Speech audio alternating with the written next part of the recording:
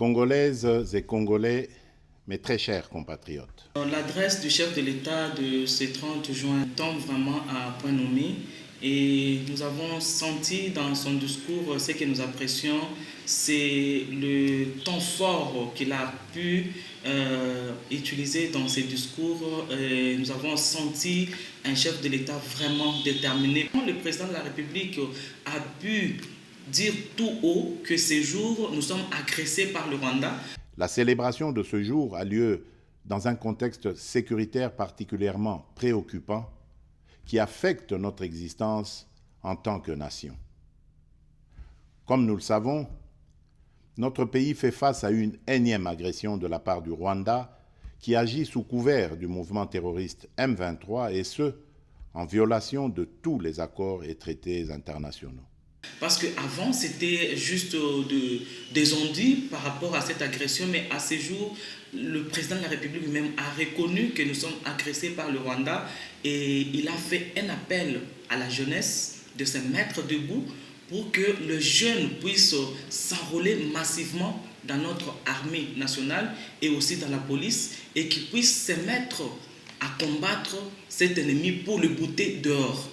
Mon appel s'adresse d'une manière toute particulière à notre jeunesse, que j'invite à s'enrôler massivement dans les FARDC et dans la police nationale. À travers ce discours, il a vraiment appelé tous les jeunes à la cohésion nationale. Il a appelé aussi les jeunes à l'éveil patriotique. Nous avons vu qu'il a aussi demandé au gouvernement de renforcer notre armée sur le plan matériel et aussi logistique, pour que notre armée puisse être très forte et qu'elle puisse combattre et mettre l'ennemi hors de notre territoire national. Et il est aussi revenu sur le point que le Royaume de Belgique a reconnu d'abord, parce que vous avez premièrement, avant qu'ils puissent restituer la relique de Patrice Emery Lumumba, ils ont présenté des excuses au peuple congolais. À ce propos, je me réjouis des regrets exprimés par le roi Philippe de Belgique le 8 juin 2022 sur l'esplanade du Palais du Peuple. Je me réjouis également des mots courageux prononcés le 20 juin dernier à Bruxelles par M. Alexander De Croo, Premier ministre, pour présenter les excuses officielles du gouvernement belge sur la manière dont son pays avait pesé sur la décision de mettre fin au jour de Patrice Emery Lumumba.